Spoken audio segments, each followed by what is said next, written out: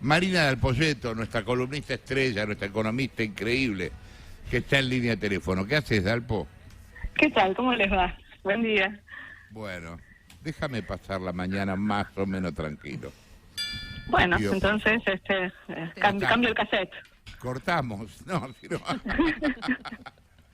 A ver, ¿hay una explicación lógica de lo que está pasando con el dólar? Sí, a ver, acordate que vos tuviste picos de brecha antes, ¿no? Tuviste una brecha cambiaria en octubre del 2020 que llegó a 130%, que No era un estamos dólar tan lejos. a precios de hoy de casi 700 mangos.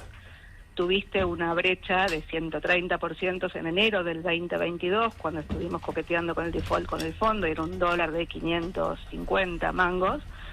Y tuviste otro pico de 160% cuando tuviste el interregno de Guzmán, Batakis y llegó, en términos de Ferraresi, el Salvador Massa a tratar de estabilizar la dinámica.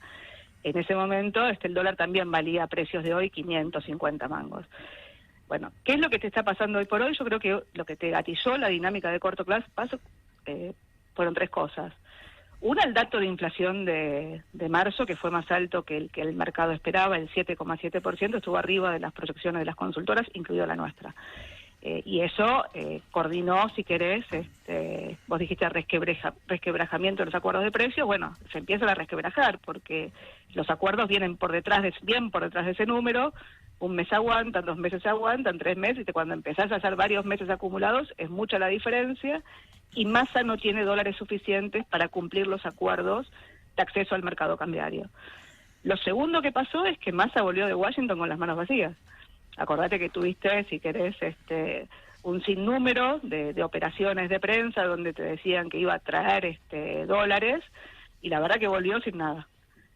Y lo tercero que pasó fue que el dólar soja, que era lo que te iba, el dólar soja 3, que vino demorado, que se suponía iba a permitir que de vuelta el Banco Central empezara a comprar dólares, estuvo varios días sin comprar. Hubo un día que la liquidación fue cero, y te coordinó, si querés, la dinámica que empezaste a ver. ¿Por qué falla el dólar soja? Porque por distintos motivos el precio al productor no subió, y entonces el productor no vende, y ahí están tratando de ver cómo se destraba esa dinámica, que por ahora viene complicada, aunque el fin de semana, la semana pasada, sobre todo los últimos 2 días, hicieron 2 cosas. Una es, no sé cómo negociaron, pero algo de liquidación hubo, empezó a haber liquidación jueves, viernes y ayer.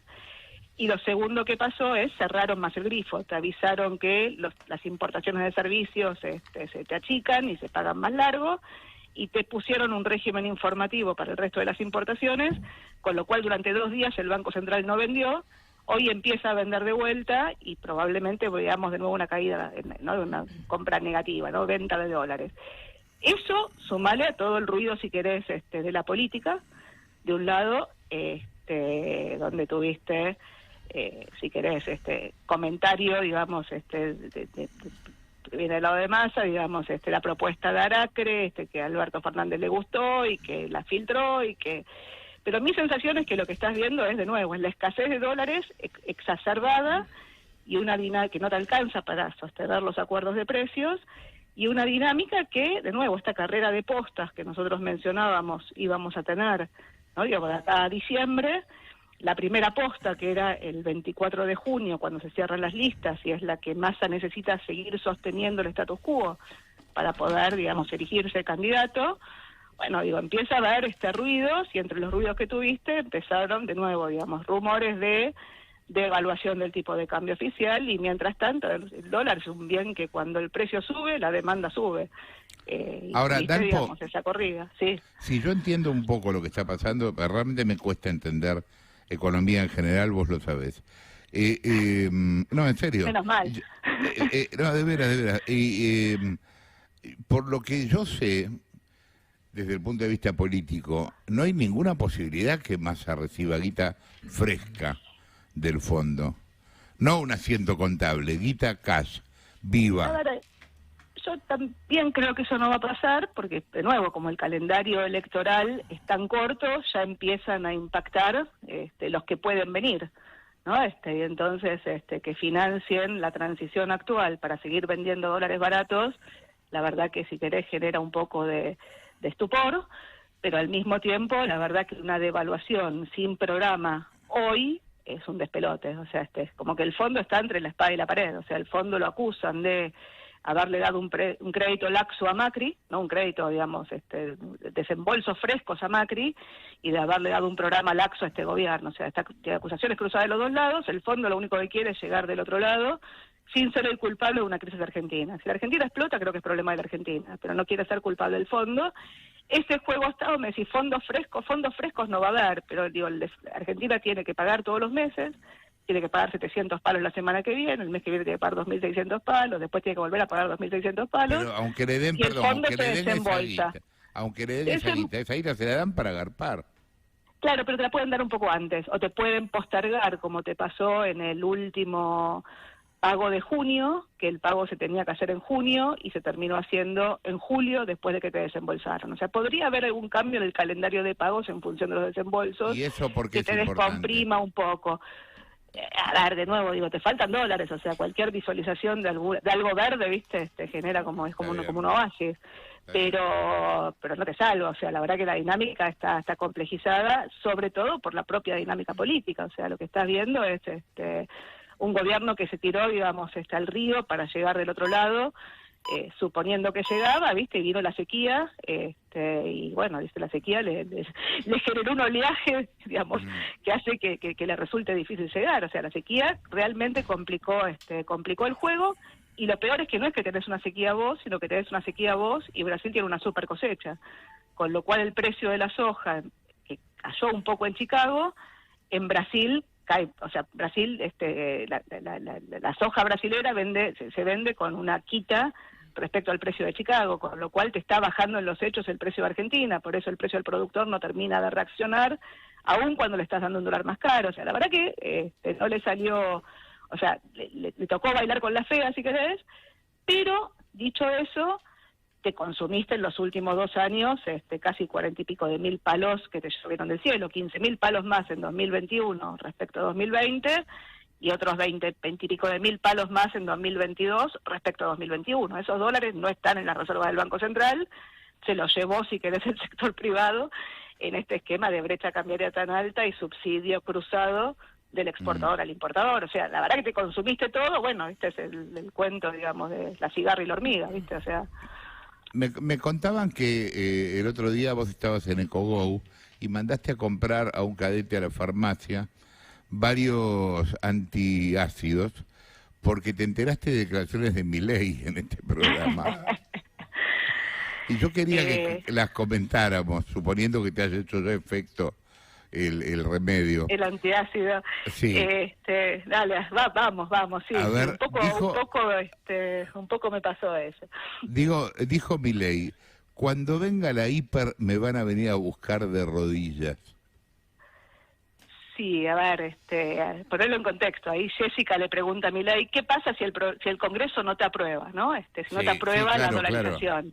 Claro. Y él habla, a mí lo que me llama la atención de ese tipo de comentarios es que habla en tercera persona. O sea, como si el anuncio de una dolarización o de prender fuego al Banco Central o de cambiar de esquema, hoy tenés un esquema de represión financiera donde la demanda de pesos se sostiene porque existe el esquema de represión financiera, claramente no funciona para salir, no funciona para que el país crezca y tenés que salir de ahí.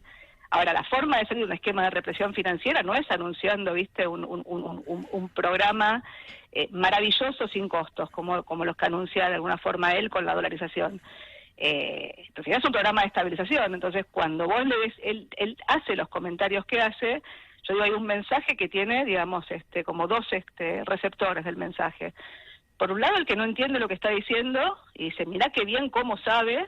No te preocupes que casi nadie entiende lo que está diciendo. Que entiende la posta. Bueno, pero lo dice, habla, digamos, con fluidez. Yo tengo un programa, digamos, con reformas de 3 generaciones. Soy el único que presenta un programa. La dolarización la podemos hacer. Necesitamos 35.000 millones de dólares. O sea, te tira números por el aire, digamos, nadie los entiende, o vos los mirás. Ahora, el que entiende se agarra la cabeza y lo único que hace es buscar cobertura.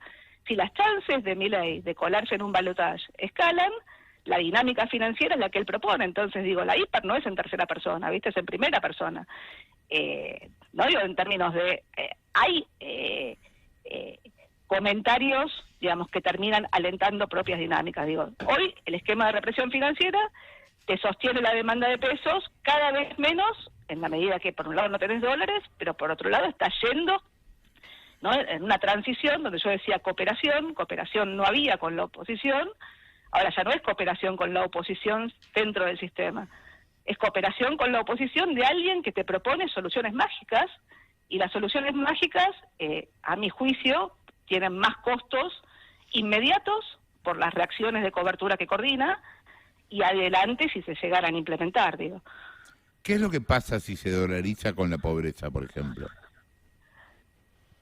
A ver, de nuevo, vos no tenés dólares en el Banco Central para dolarizar. O sea, hoy no tenés dólares en las reservas. Él dijo, que vos escuchás lo que dijo, él habló de que el Banco Central tenía 3.000 palos en las reservas netas. Bueno, el Banco Central tiene menos de 800 palos en las reservas netas, no tiene 3.000, tiene menos de 800. Y del otro lado, él dice, yo necesito para dolarizar 35.000 millones de dólares, ¿no? Que son básicamente la base monetaria, los pesos que tenemos todos en el bolsillo, más los encajes de los depósitos dentro del Banco Central, más todos los que son, él dice, los pasivos remunerados del Banco Central, la deuda del Banco Central, que es la contracara de los depósitos a tasa que tienen los bancos, ¿no? Eso te da 18.000 millones de dólares, y él te dice, necesito 35.000 millones de dólares. Lo que no te hizo es la cuenta, digo, si vos haces la cuenta entre esos 18.000 millones de dólares y los 35.000 millones de dólares que él dice, el tipo de cambio al cual él dolariza, si consiguiera los 35.000 millones de dólares, es un tipo de cambio de 515 pesos. Convengamos que si vos el tipo de cambio lo ponés en 515 pesos, digo, la dinámica inflacionaria detrás se te va a escapar. Entonces, de nuevo, digo, fijar un tipo de cambio, y empecemos un esquema nuevo de moneda, no implica que vos no tengas inflación en esa moneda. Y la inflación en esa moneda requiere cambios en los precios relativos. La convertibilidad, cuando la hiciste, tuvo 60% de inflación en los primeros 3 años. Después, obviamente, se aplacó la inflación y fuiste a un proceso de deflación. Pero primero tuviste inflación y cambio de precios relativos. En términos de pobreza, la aceleración inflacionaria que te coordinaría ese cambio, ese salto cambiario, que después discutimos cómo lo tenés que hacer, digo, porque claramente un programa de estabilización requiere un salto cambiario, pero es un salto inflacionario que, si los ingresos van por detrás, y generalmente en estos procesos los ingresos van por detrás, lo que vas a tener es una caída del salario real. Creo yo también, si ese es el programa que él está planteando, de arranque una caída en el nivel de actividad, y vos sabés que los indicadores de pobreza tienen que ver con pobreza por ingresos, es decir, cuánta gente que trabaja tiene ingresos, o sea, trabaja o recibe un ingreso de algún lado, o sea, cuáles son los ingresos efectivos en relación a una línea de pobreza. Yo te aseguro que la línea de pobreza va a subir de arranque por encima de lo que suban los ingresos, o sea, la pobreza va a subir de arranque. Después dependerá de si se estabiliza o no se estabiliza o cómo se estabiliza, pero digo, después hay una discusión sobre qué te implica la dolarización hacia adelante, pero yo creo que esa discusión, digo, y la podemos dar con la convertibilidad, o con lo que implicó, digamos, en otras sociedades, digamos, esquemas de uso de adopción de una moneda que no es la propia, si querés, las economías de la periferia europea, con Grecia por un lado, Ecuador o El Salvador por el otro. Pero hay un tema puntual que es cómo llegas a la dolarización, y el segundo tema puntual que tenés que ver es qué implica para adelante. O sea, la dolarización no es gratis, y me parece que él simplifica exageradamente algunas cosas que a mi juicio tienen costos altísimos. Te leo un tuit que Milei sacó. Te lo leo entero, yo entiendo menos de la mitad de lo que dice, pero te lo leo entero. Creo que todos entienden menos de la mitad de lo que dice el tuit, pero dale, decilo. Veo críticas, dice Milei, sobre nuestra propuesta de dolarización y noto: 1. Desconocimiento del balance del Banco Central. 2. Impericia para derivar la demanda de dinero en equilibrio general, estático y dinámico. Eso me parece como una ley de la física. 3. Ignorancia del rol de la condición de transversalidad. Eso me parece discriminatorio del género. 4. Nula lógica del mercado. Y termina diciendo en mayúscula, flojos. Bueno, ¿no? La palabra diletante funciona, ¿no? Para esto, o sea, decís cosas complejas que nadie entiende y que entonces parece que son ciertas. Si querés vamos uno por uno los puntos y vamos desarmando. Bueno, vos de uno ya decías, porque desconocimiento del balance del Banco Central, bueno, vos lo estabas contando recién. Bueno, creo que el que no conoce el balance del Banco Central, o que se olvidó de mirar los últimos días del balance del Banco Central, es él, más que el resto. O sea, realmente el nivel de reservas que está poniendo es menor que el que hay.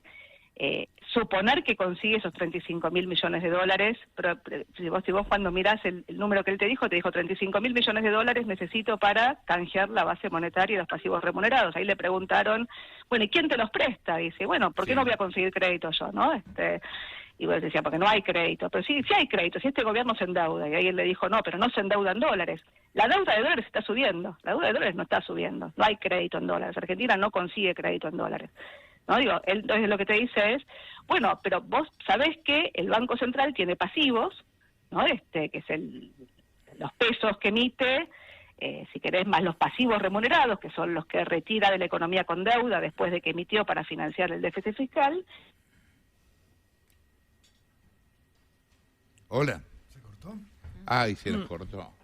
Bueno, vamos a tratar de retomar al toque la llamada con Marina del Polleto. No se entiende nada, Jorge. A mí me pasa como... lo que decís, porque la verdad que todos los que no pescamos nada de economía estamos como desconcertados cuando lo escuchamos a Milei. El gran hallazgo de la nota del otro día, además de unos cuantos títulos, fue que descubrimos que Milei habla como si nosotros pudiéramos comprender y no entendemos nada. Es difícil elegir un candidato al que no le comprendés lo que explica. ¿Sabés qué? Perdón, Jorge.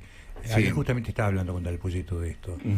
Lo interesante es que para la gente que entiende bien se da cuenta que el tipo Ahí está. Dice cosas que no son reales. Pero para el que no entiende, Sí. de la forma que él habla, de la forma Porque es muy asertivo. asertivo, Sí, claro. mucha gente va a pensar que lo que dice está bien y que es el único que te dice algo al respecto. Claro. ¿Cómo sabe? Exactamente. Ahí está de vuelta, Jorge, me parece. ¿Estás ahí, Marina? Acá estoy, perdón. Se nos cortó. No sé qué pasó, todo se bien. cortó. No, bueno, yo decía que inactivos. Paso rápido, si no se van a aburrir, pero digo, es que el problema es que los temas son engorrosos, entonces como son engorrosos nadie se mete adentro y como nadie se mete... Explícame qué es esto lo voy a leer de vuelta, impericia para derivar la demanda de dinero en equilibrio general, estático y dinámico. Creo que ni él lo entiende. Es una vieja discusión que había entre Hayek y Keynes hace muchos años atrás, ¿no? Esto es 40, 50, los 40, que tenía que ver fundamentalmente con cuál es el equilibrio de la economía, ¿no? Digo, Keynes te decía, el equilibrio, los salarios son inflexibles a la baja, con lo cual el equilibrio no termina de llegar, y del otro lado lo que te dicen es, mira, el equilibrio siempre va a llegar. Pero es una discusión, si querés, teórica, no me voy a meter en eso, porque mi sensación es que cuando él te habla de dinámica, y déjame volver un segundo al punto anterior, yo en el punto anterior te decía, él mira los activos del Banco Central, ¿no? Entonces dice, tengo adelantos transitorios que son papelitos de préstamos del Banco Central del Tesoro. Entonces te dice 2,9 billones de pesos. Tengo letras intransferibles que son papelitos, de nuevo, que le puso el Tesoro del Banco Central por los pesos que le pasó, por los dólares que le pasó el Banco Central de las Reservas, 13 billones de pesos. Y después tengo bonos del Tesoro. En dólares, bonos en dólares, tengo 1,5 billones de pesos, ¿no? Entonces te dice, esos bonos en dólares en realidad no valen 0, te decía. Valen 25, que es lo que vale la deuda hoy. Pero si llego yo, esos bonos van a valer 50, te dice. Entonces, si esos bonos valen 50, y yo necesito 35.000 millones de dólares para canjear la base monetaria, y me apropio de estos papelitos, ¿no? Digamos, que tiene el Banco Central, y se van a duplicar de precio, a 50, lo que me está diciendo es que tiene que agarrar esos papelitos y convertirlos de alguna forma a dólares. Hay algunas propuestas dando vuelta de dolarización que dice, esos papelitos los pongo en un SPV, que es un vehículo especial, no importa, digo, pero es que lo use como garantías para emitir deuda que le permita tomar reservas para canjear la base monetaria y canjear los pasivos del Banco Central. sin generar, digamos, un cambio. O sea, primero te digo, el tipo de cambio de equilibrio que él está tomando es un tipo de cambio mucho más alto. Pero segundo, lo que está haciendo, si te dice que los bonos valen 50 y necesita 35.000 millones de dólares, lo que te está diciendo es que va a emitir deuda por 70.000 millones de dólares. Te puede decir, bueno, en realidad no le voy a emitir, la voy a poner como garantía, pero voy a emitir deuda. 70.000 millones de dólares es casi 80% más que la deuda que está hoy en el mercado, ¿no? Digamos, de dólares en el mercado. O sea que lo que está diciendo es que los vencimientos de la deuda, si mantengo el cupón de Guzmán en esta emisión de deuda, los voy a meter, me va a generar una carga de intereses que si hoy son 5.000 millones de dólares en 2025, que no tengo cómo financiarlos, va a ser por lo menos 8.000 o 9.000 millones de dólares si mantengo el cupón. Pero ¿por qué voy a mantener el cupón si los bonos valen 50 y la tasa de interés va a ser 15? Entonces yo ahí te digo dos cosas en términos de equilibrio general que creo que él no está tomando. Una es, él toma la foto, él te critica en términos de dinámicas y no mira la dinámica, mira la foto. Mira la foto de cuántos pesos hay hoy en la economía. Y hoy el principal problema que tiene la economía es que tenés pesos que crean pesos. Endógenamente, las LELIQs, y perdón que me meta con temas técnicos, pero él habla como si fuera técnico, y entonces no se puede no meterse con temas técnicos. Las LELIQs hoy son 12 billones de pesos, y las LELIQs en un escenario no demasiado disruptivo, a fin de año van a ser casi 28 billones de pesos, o sea, son más que el doble. ¿Por qué? Porque la tasa de interés crea pesos, porque el déficit fiscal lo estoy financiando con emisión de pesos, porque los desdoblamientos cambiarios generan emisión de pesos. Entonces, todos los ratios que está haciendo hoy con la foto hoy no son los ratios que haría al final. 35.000 millones de dólares, dado los pesos que tendrías a fin de año, es un tipo de cambio de casi 1.000 pesos, ¿sí? No 500, 1.000 pesos. Pero corrámonos de otro lado, digamos, eso en términos de dinámica del lado de los pesos. Del lado de los dólares, y ya si querés me meto un poco con el otro punto, el tema de la transversalidad. La condición de transversalidad es una condición teórica que usan los modelos en economía, que básicamente dicen que los modelos de crecimiento que se hacen para que no sean explosivos. Vos dijiste, parece la física, ha parecido. ¿Qué es lo que te dicen? Es al final del mundo, porque los modelos son así, al final del mundo, te dicen el stock de capital es cero y la deuda es cero, ¿no? Entonces, ahora, él te critica a vos de no conocer la condición de transversalidad cuando él está generando un esquema de dolarización para canjear los pesos de la economía por dólares, que en el arranque te aumenta el endeudamiento en dólares en 70.000 millones de dólares. O sea, te genera un problema de inconsistencia. Él no está viendo la sostenibilidad de la deuda que se está generando. Él dice, como nosotros llegamos, vamos a hacer de Sri Lanka, que los bonos valen 50, no mira el cupón de Sri Lanka versus el cupón de Guzmán. O vamos a hacer Ucrania, que los bonos valen 75. De nuevo, o sea, la tasa de interés de la deuda va a depender de tu capacidad de pago hacia adelante. Y ahí voy a un tema que, déjame un segundo, la convertibilidad, si querés, no es un esquema de dolarización, porque no adoptamos la moneda, pero un esquema de Sí, tipo sí. de cambio fijo, una regla cambiaria rígida. La convertibilidad, yo digo, y lo digo bastante en soledad, el problema de la convertibilidad no fue el financiamiento del déficit fiscal. El problema fue que como seguiste teniendo déficit fiscal, Argentina nunca se graduó. Y como nunca se graduó, ¿qué quiere decir graduarse? Nunca fue investment grade, se parece un concepto recontraviejo, pero en los 90 hablábamos de ser investment grade. Uruguay fue investment grade, igual tuvo una crisis. Pero como nunca fue investment grade, el riesgo país de Argentina nunca bajó de 400 puntos básicos. Y como el riesgo país de Argentina nunca bajó de 400 puntos básicos, y la tasa de interés, tuvimos la mala suerte que la tasa de interés en el mundo, a partir del año 96, subió arriba del 6%, 6,25%, Argentina casi nunca se endeudó arriba del 10%. Y ese endeudamiento a tasas del 10%, que parece barato hoy, dado el riesgo país que tenemos de 2.500 puntos básicos, fue un problemón, porque Argentina, en el arranque de la convertibilidad, para poder hacer la convertibilidad, Cavallo consolidó las deudas viejas, consolidó la deuda que había hecho tomado el proceso militar, el gobierno militar, en el plan Brady, y consolidó las deudas que tenía el gobierno nacional con proveedores y con jubilados, los bocones proveedores, los bocones previsionales, que era deuda que tenía plazos muy largos y tenía tasas de interés muy bajas. Cuando vos tenías que refinanciar lo que te vencía a plazos largos y tasas bajas a la tasa de mercado, te generaba una explosión en la carga de intereses y una explosión en la tasa de amortizaciones. Después, el esquema no ayudó cuando el mundo se volvió hostil, si querés, para la Argentina, y sobre todo cuando Brasil devaluó en el año 99. Pero lo que digo, el origen del problema de la convertibilidad estaba en el endeudamiento de partida.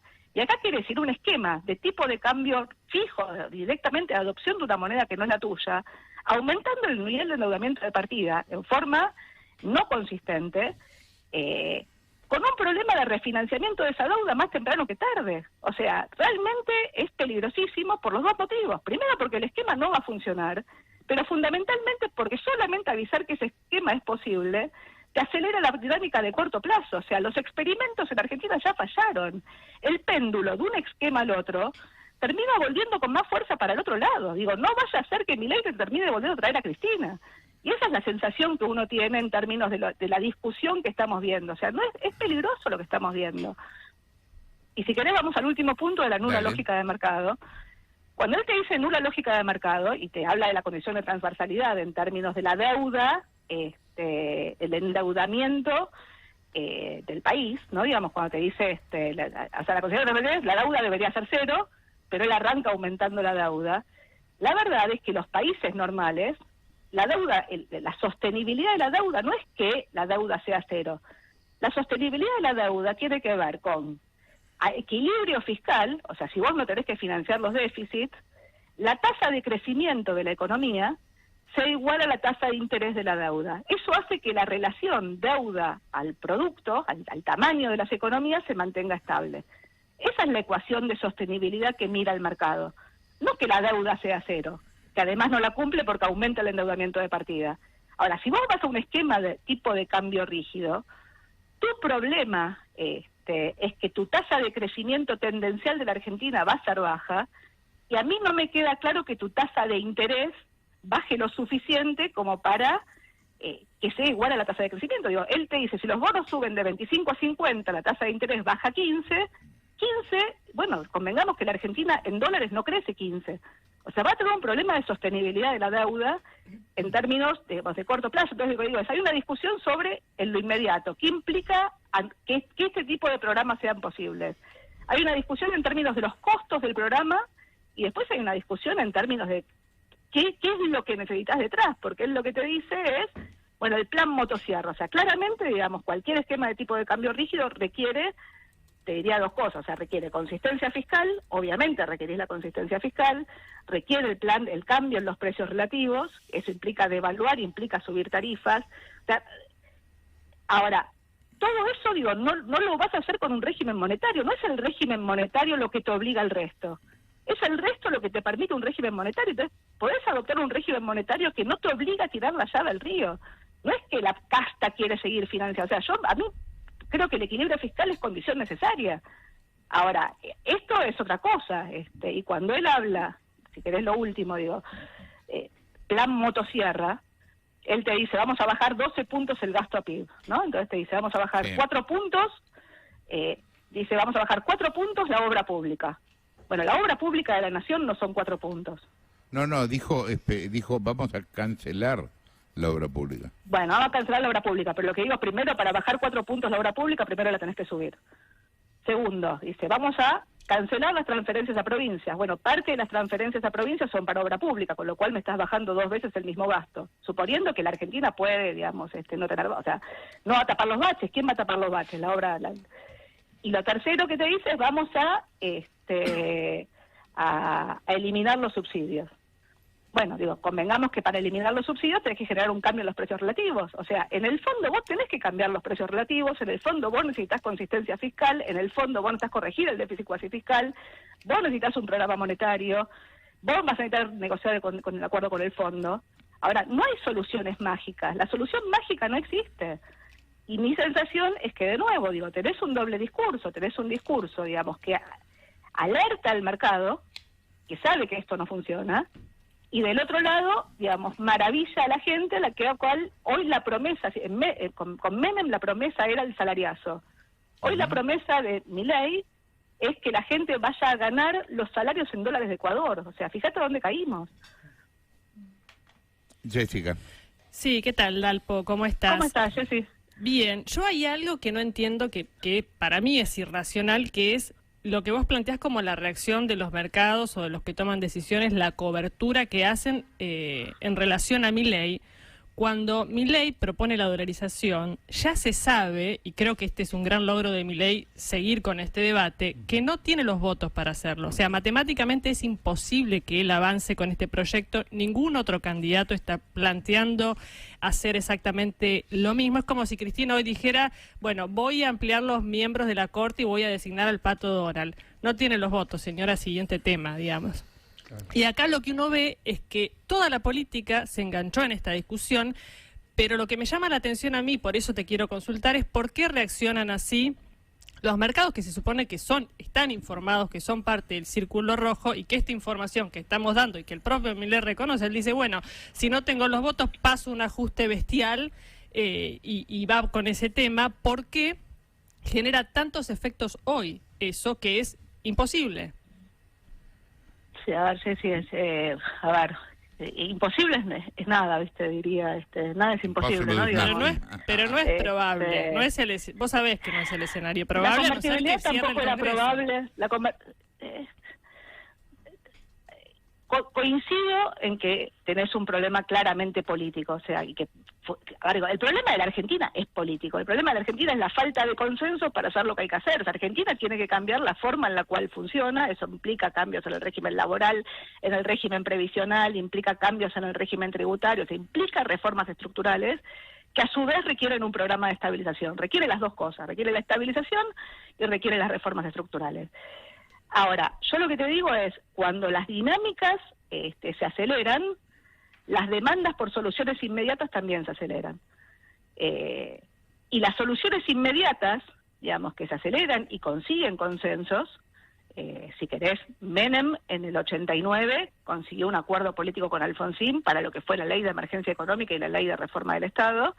Y si querés, Duhalde también tuvo un acuerdo con Alfonsín para lo que fue la ley de emergencia económica, que fueron lo que sentaron las bases para los programas que vinieron después. Antes de que llegue la convertibilidad tuviste una segunda hiperinflación. Y la segunda hiperinflación te permitió la convertibilidad, primero porque te dio un balance del Banco Central que te terminó de licuar los pesos y con las reservas que tenías pudiste generar el 1 a 1, pero la convertibilidad no lo hubieras podido tener antes, jamás. Lo mismo te diría las privatizaciones, o sea, entonces digo, los consensos van cambiando las demandas y el problema es cuál es la propuesta que aparece después. Entonces lo que digo es, hasta hace unos meses atrás, Milei era un outsider de la política, digamos, alguien que criticaba a la casta con una forma, si querés, con un discurso políticamente, no quiero decir impecable, pero digamos, con un discurso que entra, digamos, en la gente que está enojada. O sea, hay bronca con la casta, con la política. Después discutamos cuáles son las exclusiones de la casta de Milei, ¿no? Que es otra discusión. Pero en principio, digamos, el discurso de él entra y la propuesta mágica aparece. Entonces vos me decís, no, es imposible. Yo qué sé, sí, es difícil que eso ocurra. Pero las propuestas se empiezan a calar, se empiezan a discutir y se empiezan a discutir en ámbitos técnicos. O sea, empieza a haber la discusión empezó a haber research sobre qué implica la dolarización. Acá y afuera. Afuera, las preguntas sobre Milei, y de nuevo, aparecen no tanto por lo que puede hacer Milei, sino por lo que puede traer Milei si termina de generar un hecatombe en la política argentina. Digo, los extremos no son buenos. Y puede haber una intencionalidad, pues vos arrancaste planteando, Jorge en realidad planteó la frase de la hiperinflación, van a venir de rodillas hacia mí. ¿Puede haber una intención de que se haga un trabajo sucio ahora, digamos, y que estas declaraciones tengan que ver con eso? Yo tiendo a pensar, viste, que la estupidez humana mueve montañas, viste, que no es todo conspirativo. Tiendo a pensar que nada, que se van, pero bueno, yo qué sé, digo, puede haber una teoría conspirativa. A mí me luce que no, o sea, sí, a ver, digo, los comunicados de Juntos por el Cambio, al lado de, digamos, prender fuego al Banco Central, más allá de que después hablamos de semidinamitar, no de dinamitar, bueno, intentan, digamos, acelerar la crisis. A ver, vamos de nuevo, o sea, yo no estoy defendiendo al gobierno actual, o sea, yo creo que el gobierno actual no dejó macana por hacer, o sea, que podría haber avanzado en un programa de estabilización a principios de los 2000, que no lo hizo, que después vino la pandemia, que después negoció mal la deuda, que manejó mal la deuda de pesos, que, o sea, realmente no dejó macana por hacer. Llegó Massa en agosto del año pasado, con el tipo de con la brecha cambiar en 160%, y Massa no intentó avanzar en un programa de estabilización que hubiera tenido caudal político del lado del kirchnerismo. Cristina, yo creo que si se hubiera negociado lo hubiera podido apoyar, y creo que hubiera tenido caudal político desde el lado de la oposición. O sea, nadie quiere hacer el ajuste que hay que hacer. Ahora, una devaluación sin programa hoy te asegura una dinámica nominal más alta y no te resuelve los problemas. Entonces, requerís un programa de estabilización, y un programa de estabilización requiere consensos. Ahora, explícame cómo se consiguen los consensos en este nivel de discusión en el cual estamos metidos. De nuevo, la dolarización te lleva para el otro lado. O sea, yo no lo veo como, por ahí me equivoco, o sea, la verdad que por ahí me equivoco, o sea, por ahí eso es adrede, Menem tuvo la hiperinflación de Alfonsín, ¿no? Con la hiperinflación de Alfonsín, Menem termina siendo electo. Menem, de alguna forma, no te voy a decir que coordinó la hiperinflación, pero si querés, ayudó. Y ayudó, a cortarle el crédito a un gobierno que estaba, contra las cuerdas. Bueno, el gobierno está contra las cuerdas. El problema no es el gobierno o la oposición. El problema es que estamos todos adentro. Y el problema es que, las crisis te generan acuerdos políticos a veces. Yo la tercera es la vencida, pero la tercera puede ser la vencida para un lado o para el otro. O sea, estamos jugando con fuego. La estructura social argentina es distinta de la del 89 y es distinta de la del 2001. Entonces cuidado con las propuestas mágicas, porque además las propuestas mágicas permean sobre todo en los pibes que no se acuerdan de los periodos de conocen, no saben, no estaban. No estaban, exactamente, no estaban y además, de nuevo, hay cosas que nosotros no vemos, o sea, todo lo que está ocurriendo a través de las redes, todo lo que sea, yo qué sé, el otro día un cliente me muestra un tuit con Milei disfrazado de superhéroe.